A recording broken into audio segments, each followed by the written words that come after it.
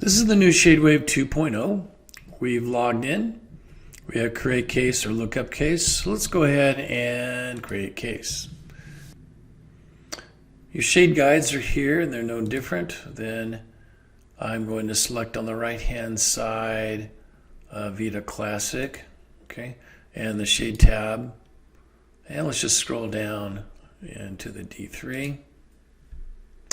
To get the photos in, you can drag and drop them in or click on the box here. And when you do, you navigate to where your photos are located, which I'm doing.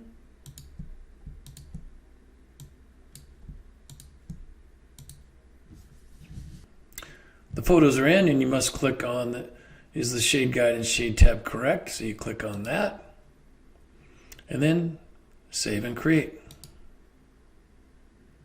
You have the new user interface. Looks a lot cleaner. It's black background for better contrast. Now if you want to go back to create case and lookup case, you click on the ShadeWave icon here at the top. And when you do, you're at create case or lookup case. Let's go to lookup case. And to get the first 25, you click here, and this is no different. So we've done create case, lookup case, and showed you the new user interface.